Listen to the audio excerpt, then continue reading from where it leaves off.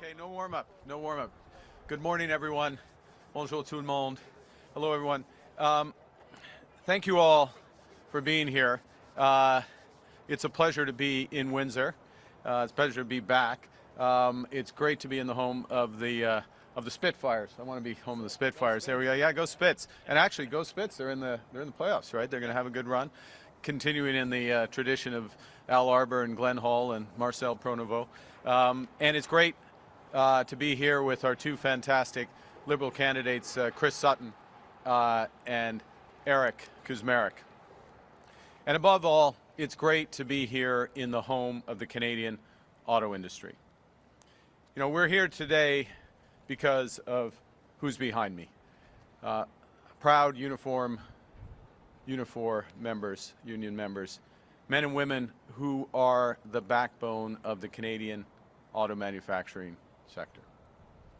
And because they're at the backbone of that sector, they are the cornerstone of the Windsor economy, and they're what make Canada strong. And we're also here because of what's over there and what it represents, the Ambassador Bridge, a bridge that for almost a century has stood as a symbol of cooperation and of peace. It's also been a symbol of the greatest friendship between two countries the world has ever seen.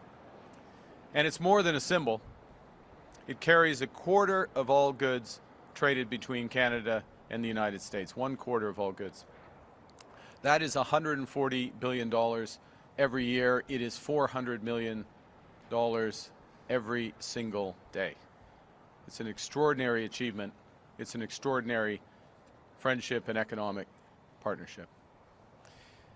Et maintenant, ces chiffres et les emplois et les chèques de paie qui en dépendent sur l'échange sont mis en question.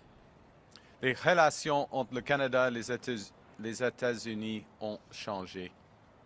Ce n'est pas nous qui avons changé. President Trump's trade war has put the kinship that exists between our great nations under greater strain than at any point in our storied histories. And his trade war is hurting, and it will hurt more, American consumers and workers. I see that American consumer confidence is at a multi-year low today. And those American workers and consumers should be President Trump's concern. But his trade war also threatens to work and hurt hardworking Canadians, the people I care about, the people we care about. It threatens union workers like those behind me from Unifor, those down the 401 at auto assembly plants in Ingersoll and Oshawa and Oakville. It threatens people in Hamilton who are working in the steel mills and up in the Saguenay at the aluminum smelters. And like hundreds of thousands of Canadians who just want to earn a good paycheck and build a good life. It's understandable that Canadians are anxious. And that's why our new government has committed to use all of the revenues from our retaliatory tariffs against the United States, use all of those revenues to support Canadian workers. We've already turned that commitment into action. To support workers, we have temporarily waived the 1-week employment insurance waiting period. We've changed the rules so that workers don't have to exhaust severance pay before collecting EI. We've made it easier to access EI, and we've made it more generous. I have announced that a new Liberal government will put more money in Canadians' pockets through a middle-class tax cut, a tax cut that will save a two-income family up to $825 a year. Because we know we're stronger together, because we know that, and we know that we're all in this together. Healthcare in Canada is a right, not a big business like it is across the river. Because we're all in this together, our government has created $10 a day childcare for hard-working families so that both partners can work. Because we're all in it together, we've created the Canadian Dental Care Plan that's already served 1.8 million Canadians and is poised to serve more than 5 million more. We know we must do more. And what I want to focus on, not surprisingly, is our auto industry. Autos are our number 2 export in this country. It is a sector that supports 125,000 jobs directly and almost another 500,000 jobs in related industries. Many of them good union jobs. We have over 3,300 vehicles that roll off our assembly lines every single day. And the workers who build them contribute over $6 million in taxes every single day. Canadian auto workers don't just build vehicles, they build Canada. And our auto sector has always been there for our country. So in this time of uncertainty and need, Canada will be there for our auto workers. That is why today I'm announcing that the new Liberal government will create the Strategic Response Fund. And this is a $2 billion fund that will protect the jobs of workers affected by President Trump's tariffs. But it'll do much more than that. It will fortify the entire Canadian auto supply chain, from raw materials to finished vehicles. Because we're not just protecting the present, we're looking to build the future. We're creating new jobs. Under our plan, we will build an all-in Canada network for auto manufacturing components. Because on average, an auto part crosses that border, often through that bridge, over that bridge, 6 times before final assembly. And in a trade war, that's a huge vulnerability, tariff as it goes into the United States each time. So what we need to do is build more of those autos and more of each auto right here in Canada. In the new world, that will be an advantage. That will help insulate us from President Trump's trade threats. And it'll grow the economy right here in Windsor and across southwestern Ontario. Nous allons renforcer la chaîne automobile en entier. Les minéraux critiques forment une fondation solide pour une économie forte. La bonne nouvelle, on a beaucoup. Nous allons travailler avec les industries, les partenaires autochtones, les intervenants et tous les autres du gouvernement pour catalyser cette opportunité pour le Canada. Until today, it's taken too long to get important projects done. Projects that leverage Canada's abundance of natural resources, including critical minerals. We have to move faster to get them approved and underway. That all changes with my government. To make business in this sector easier and more efficient, we will establish a First Mile Fund. We announced this last Friday with the provinces. And what this fund will do is to provide capital to build transmission and transportation networks that link extraction sites to rails and roads. We'll also establish a one-window approval process. That means eliminating duplicative federal requirements by recognizing provincial assessments for major projects. One project, one review. And we will identify projects of national significance and accelerate the time it takes to build them. One project, one review, speed, size, it's time to build. Now, building will include building out critical minerals in the Ring of Fire in partnership with Indigenous peoples. It will include building out our ports, reinforcing and building the Port of Montreal, and new ports like Grays Bay in Nunavut. We will create complete supply chains for the future of our auto industry and new markets for it to sell into. Et finalement, je m'engage à mobiliser des fonds publics pour donner la priorité aux véhicules construits au Canada et les acheter afin de catalyser les investissements nationaux et développer l'industrie automobile canadienne. Finally, I'm committing that a new Liberal government will buy Canadian vehicles to grow our auto industry and create more good union jobs. Thank We are building Canada strong. And our actions are supporting the work of nearly 500,000 Canadians who work directly or indirectly in this sector. We're supporting their families. We're supporting their communities. We're supporting this great country. That's the thing that President Trump just doesn't get. He wants to break us so America can own us. And it will never, ever happen because we don't just look out for ourselves, we look out for each other. That's what unions do. That's what the Liberal government is doing. Together we will make Canada strong. Now, there is another person who just doesn't get it, and that's Pierre Poilievre. Contrairement aux libéraux, il ne comprend pas ce qu'il faut en cas de crise. Il ne comprend pas le leadership que veulent les Canadiens pendant des moments difficiles. Les Canadiens veulent un leadership positif qui les rassemble, pas qui les sépare. We're stronger together. Negative slogans aren't solutions. Anger isn't action. Division isn't strength. Pierre Poilievre's approach for division sounds familiar, doesn't it? That's because, as Premier Smith said, and I quote, Pierre Poilievre is very much in sync with President Trump. And someone who worships Donald Trump will kneel down before him, not stand up to him. Negativity won't win a trade war.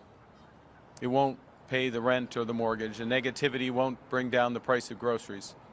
It won't protect good union jobs. Negativity won't make Canada strong. Finally, this is the most consequential election of our lifetimes. And Canadians have a clear choice. My government is meeting the moment with purpose, with partnership, and with force. And together, under a new Liberal government, we will build a stronger and more resilient auto industry. We will build and create more higher-paying union jobs. We will build the strongest economy in the G7. We will build Canada strong. Merci, thank you very much, and I look forward to your questions. Thank you. Thank you, Prime Minister. We'll now take questions. We'll take about 15 minutes of questions from the delegation and then local media. Vous allez prendre une quinzaine de minutes de questions de la délégation, puis ensuite des médias locaux. Première question, Fanny. Okay. Bonjour, M. Carney. Fanny Bonjour, Olivier madame. de Radio-Canada. Quand vous étiez à Brookfield, vous avez dirigé 2 fonds de transition verte que vous avez enregistrés aux Bermudes. Alors, je comprends que le recours aux paradis fiscaux n'est pas nécessairement illégal, mais est-ce qu'à vos yeux, c'est moral?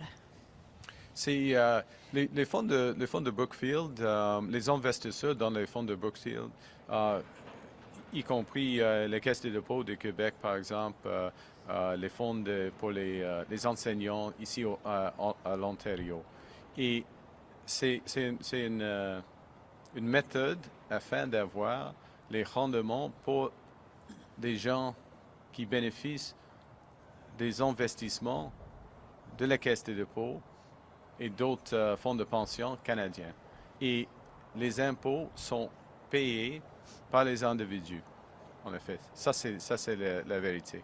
Mais en même temps, comment est-ce que les Canadiens peuvent vous faire confiance pour lutter contre l'évasion fiscale si, dans votre ancienne entreprise, vous avez vous-même eu recours? Non, c'est une méthode afin d'avoir les impôts payés ici au Canada par des individus. Et au fond, moi, je comprends comment le monde se fonctionne et je mets en œuvre des règles afin de régler l'invasion, la vraie évasion des impôts. Lesquels? D'accord. Lesquels? D'accord. The structure of these funds is designed to benefit the pension funds, the Canadian pension funds that invest in them. The Caisse de dépôt, Ontario Teachers is 2 examples. the beneficiaries of those pension funds, teachers, retirees, municipal employees, they pay the taxes on their pension. That's the design. The follow-up is how do I know? I understand how the world works and the structure works, and have the ability to put in place all of the necessary rules to ensure that the appropriate taxes are paid here in Canada, as is the case in the example that you just gave. The taxes are paid. Ils sont payés ici au Canada. OK, d'accord. Ensuite. Hi, Mr. Carney. Tom Parry with CBC. Could I just follow up on that? Could you explain in the case of those Brookfield funds, like what was the argument for registering the funds in Bermuda? Is it ethical to do that? And is it something as Prime Minister that you'd have to crack down on? I'm not sure if it's a problem, but is that something that you'd have to crack down on? I think the important thing, Tom, is that the flow through of the funds go to Canadian entities who then pay the taxes appropriately, as opposed to taxes being paid multiple times before they get there. So that's how we have the structure. That's the structure that all of our pension funds, par exemple, the Caisse de dépôt, or Ontario teachers, or OMERS, municipal employees, or all the big pension funds in Canada, which are very successful, which protect union workers in many cases. I'm speaking of union workers today, and supply to them. It's those entities and their employees who are covered. So the structures work for that effect. What's the advantage, though, of putting it into a place like it ensures that it's an efficiency of a structure, so that ensures that the flow through goes to the entities that are resident in the countries. But is it avoiding tax in any way? It doesn't avoid tax, because the tax is paid in, for example, the examples all I gave, the taxes are paid in Canada, yes. Okay? Next question, Mac. Hi, Mr. Carney. Mackenzie Gray with Global News.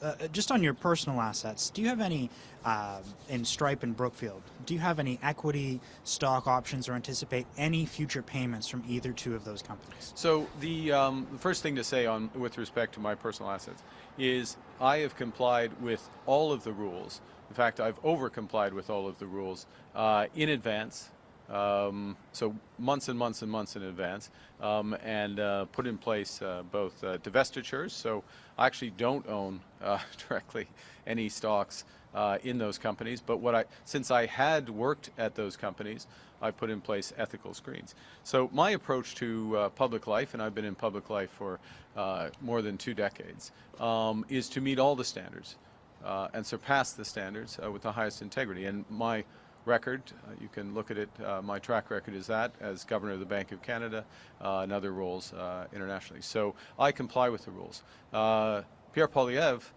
has had 927 days to get his security clearance and still hasn't bothered to do that. And I think it shows a fundamental difference in approach. I more than comply in advance. He never complies. Spécifiquement sur vos actifs, M. Carney. Mais en ce qui concerne mes actifs, j'en ai plus des actifs dans les 2 compagnies, Brookfield et Stripe, mais j'ai déjà mis un écran de conflit afin de mieux protéger des impressions des conflits. Et les choses fondamentales, c'est moi, je suis, toutes mes affaires sont en ordre bien en avance que nécessaire. Mais pour M. Poilievre, il n'a rien fait pour plus de 927 jours. Pas de code sécuritaire. C'est bizarre, c'est pas acceptable. Il faut accepter, on doit accepter, mais c'est pas responsable dans un moment de crise. So I understand you might not own any stock directly right now, but I'm talking about in the future. So I just want to come back to this again. Well, I'm not going to own, just to be clear, sorry if I may, okay. just to be clear, I own nothing now. I came into public life at a time of crisis. I put my hand up because of the crisis, because of what's represented by that bridge, what's represented by the threats to these good men and women of Unifor and their colleagues across southwestern Ontario and across Canada. I came in. What I've done is put all my affairs in order, well in advance. I own nothing but cash and personal real estate. So, and that's not going to change. In public life, that's not going to change. It's actually quite straightforward. So then, just to be clear then, going forward, you have no potential equity stake, no potential stock options, or any other potential future payments that you currently anticipate could come from either Strike or Brookfield. So what I have is cash, personal real estate, and they're assets all those assets were divested into a blind trust, which is managed by a trustee, and it literally means exactly what it says. I don't know what's in it. En français pour la dernière partie, madame? Ou, oui, ok. D'accord, il y a une fiducie, en effet, une fiducie aveugle. Je ne sais pas les actifs dedans parce qu'il y a une fiducie qui gère les actifs. Est-ce que vous avez investi dans ces fonds? Est-ce que vous avez investi dans ces fonds au Bermude, vous, personnellement? Vas-y. Bonjour, M. Carney. Au sujet de la gaffe que vous avez fait hier en Ouais. parlant de Polytechnique, est-ce que ça témoigne du fait que peut-être vous manquez de connaissances au sujet du Québec? Est-ce que vous considérez que vous avez assez de connaissances sur les particularités du Québec? Ah oui. Well, premièrement, je le regrette énormément. C'est clair que je me suis manifestement mal exprimé et mon respect et ma gratitude à Nathalie Provost de se joindre à notre équipe et de travailler avec elle. J'aime le Québec. Hein. Je ne suis pas québécois, c'est évident. Je viens d'Alberta. C'est évident que mon français est loin d'être parfait. Mais j'aime le Québec, la langue, la culture, l'histoire,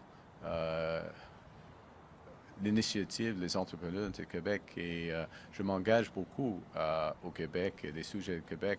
Par exemple, j'ai lancé ma campagne économique en Mauricie, au Québec.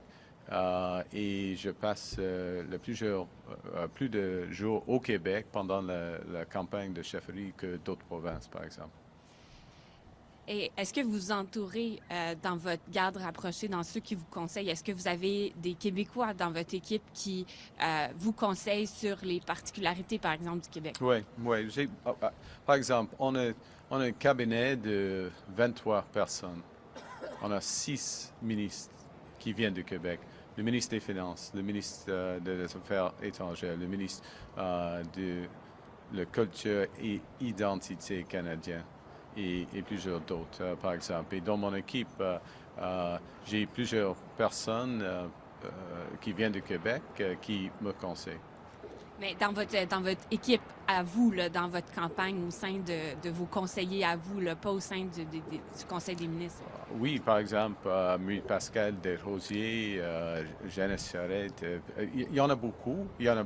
On a une équipe de plus de 150 personnes maintenant. Une grande équipe et une forte équipe du Québec. Mais merci. We'll Mr. do Carney, the can you last repeat question. that in English, please, specifically about your regrets for making that mistake yesterday and whether or not it shows perhaps a shortcoming in terms of your language as well as understanding of Quebec issues? Well, I wouldn't say I very much regret that I misspoke yesterday. The horrors of the December 6th massacre at the Polytechnique are very much still with us, and the lessons are still to be fully learned. In fact, I just had a conversation this morning around related issues of conjugal violence. I'm extending the point, but it's there. It's not that it was not a question of language. That was a question of misspeaking, to follow up on the previous question, or to translate the previous question for you, response. Look, we have a very strong Quebec team. I'm very proud. We have 6 of our ministers, and I won't list them all, senior ministers of a cabinet of 23. So more than a quarter of the ministers are from Quebec. Within the 150 members of our team, very senior Quebec representation. I have very strong ties into Quebec society as well. It's, of course, I'm not from Quebec. Not everyone is from Quebec. I'm come from Alberta. I'm born in the north, and my French is fine, but it's not perfect. Mr. Carney, I'm Judy Trin with CTV News. We have confirmed that Chandra Arya was disqualified because of foreign interference, specifically related to his meeting with the Prime Minister Narendra Modi. Given the fact that you have security clearance, can you tell Canadians why that is a concern? And the Liberals have yet to put up a full roster of candidates in all 343 ridings. What is the possibility that foreign interference is impacting that selection of candidates, either from India, China, Russia, Iran? Let me go. I'm going to deal quickly with the first part of your question, if I may, which is that one of the things, and I've had security clearance for almost 2 decades in various forms at various times. One of the things about having security clearance is you don't then take information that you have from security clearance and repeat it to others. This is something Mr. Poilievre wouldn't know because he doesn't have his security clearance. And first point. Second, with respect to the Liberal candidates, I'll say 2 things. One is we have a very robust and serious process of vetting candidates. And we take it very seriously, and so there are some candidates that we don't, to use our terminology, green light, we don't approve, and that is the case with Mr. Arya. There is tremendous interest in joining our candidate slate. We have a remarkable slate of candidates. I will just note the announcement yesterday of Sean Fraser coming in. I could point to Gregor Robertson, Natalie Provost, as we talked about earlier, Evan Solomon, Tim Hodge, like just a huge range of interest of people running for this team. And it's because of 2 things, if I may. One, it's a time of crisis, and people recognizing that in their own way they want to step up and help our country, and I salute them for it. And secondly, because the Liberal Party uniquely sees that we're all in this together. So it's a strong economy, but it's a strong social safety net. It's good union jobs and reinforcing those jobs. It is providing support for Canadians who can't afford it. So we don't say, as Mr. Poilievre said yesterday, oh, I guess dental care, some people actually do use dental care, so if you've got in under the window now, you can keep it. But everyone else, it's too late. It's too late. Oh, and by the way, if you're using childcare, forget about it. This is what's bringing people to the Liberal Party. And we have an incredible group of candidates. I'm very proud of them. And we will have a great team in government. You're in an area that back in 2022 was the site of a week-long blockade by people who were angry about the Trudeau government's COVID policies. What do you say to those Canadians who lost trust in the Liberal government back then and do not have trust in you now because of your affiliation with that party? Well, look, I haven't been a politician. I became a politician 2 months ago, a little more than 2 months ago, 2.5 months ago. And I came in because I knew this country needed big change. We needed big change in the economy. We needed big change in how we supported people. We needed big change to deal with Trump. And I think you've seen that in the short time that my government has been in place, that big change. We canceled the consumer carbon tax. We got rid of the capital gains tax. We put in place a series of protections for workers with respect to the Trump tariffs, whereas Mr. Poilievre would just use all of that money that belongs to them because they're the ones who are being hit, use them to cut taxes for others. We extended dental care. We negotiated new security partnerships with our oldest partners in France and the UK. I could go on, but Mr. Chase is waiting. Part of how you re-earn trust, and I understand the frustrations of those people, I understand the frustrations with respect to the cost of living. Part of the way you earn trust is by action. And what this government is all about is action. Steve, I'm sorry. Last question to Steve before turning to Hi, local. Thank you. Steve Chase from the Globe and Mail. I got one question and one follow-up. The first question's about these issues that Mr. Poilievre raised yesterday. He's suggesting you're beholden to China. He talked about your regular visits to China. You went there at the time when Xi was trying to show the world that he's open for business. You went back in the fall. Then Brookfield secured a $276 million loan for some property there. I guess that was underwater. Was that a sweetheart loan? Are you beholden to China? Absolutely not. First thing. Second thing I'll say, look, Mr. Poilievre doesn't understand the world. Mr. Poilievre is a lifelong politician. It's all he's ever done. These slogans, sound bites, slander, doesn't understand how the world works. China happens to be our second largest trading partner. It's our second largest trading partner.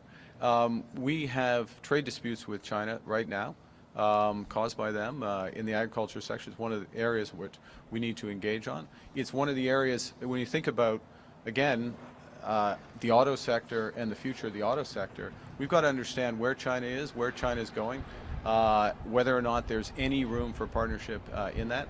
Look, I'm beholden to absolutely no one except to the Canadian people. I am here for the Canadian people. Steve, your follow-up? Yeah, follow-up. Continue. Continue. The Chinese ambassador has given, I think, 3 or 4 interviews in the last few weeks talking about his interest in reopening free trade talks. My question for you is, as we try to diversify away from the United States and reduce our reliance on our trade with the United States, is it your belief that we should be increasing our trade with China?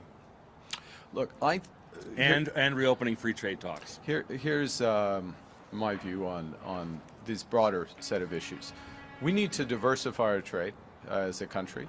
We are over-reliant on, as wonderful as the trade going across that bridge, we are over-reliant on the United States. I think it's a lesson we've all learned. We need to diversify. We want to diversify with like-minded partners. That's why I went to Europe in my first days as Prime Minister.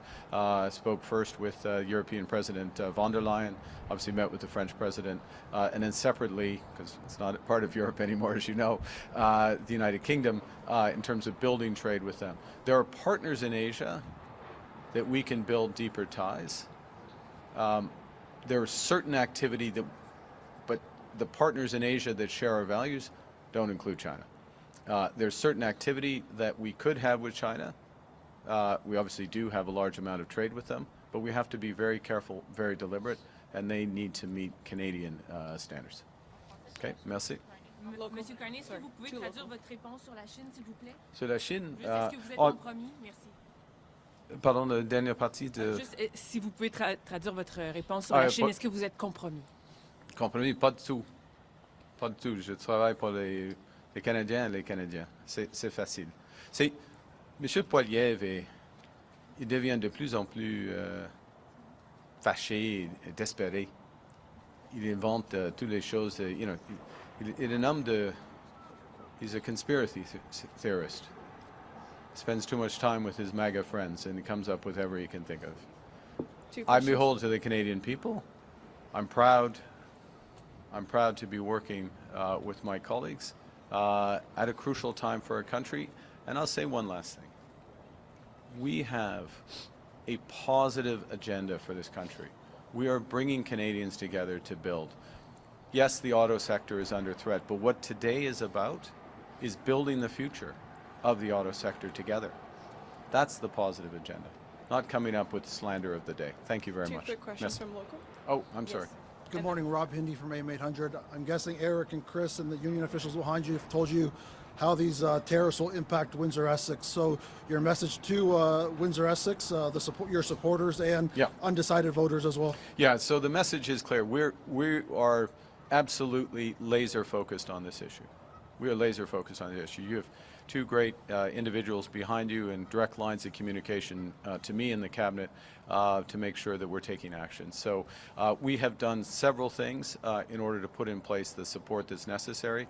I won't go to all of them, but a bunch of financing facilities for the companies that work here so that they can continue to operate while we're negotiating a better deal for Canada. That's the first thing. I mentioned the support for workers. But what we're also doing, and I think this is crucial, is we're not waiting. Because one of the things we're learning is that on the other side of the bridge, they're a little volatile. They're a little up and down, a little bit on and off, hot and cold with respect to the relationship. So what we're looking to do is take control of our destiny, build more here, build more of the supply chain here in Canada, create stronger ties, more jobs for the future. And that's what the $2 billion strategic fund that we're announcing today, and the links to a number of other programs. This is going to go directly to companies to make investments to build Canada strong. And that's the message. So it's not about waiting until the Americans become more reasonable. It's about acting now, and that's a far better place to be. Take control of our destiny. Last question, dernière question. Good morning, Mark. This is Pratish from TBC News, Windsor. Are there any plans for the Liberal Party to put up a candidate in Windsor West? Absolutely, absolutely. We will have a great candidate. Look, we have just on terms of candidates, we're in the last weeks of candidate selection. We, as I said before, we have a fantastic team. I'm so proud to be associated with them, and it is truly a team that's coming together to work for Canadians, and that's what Canadians expect. We're all coming together, we're stronger together, and the Liberal Party is stronger for you. Thank you very much. Merci Thank you. beaucoup. This was the press conference.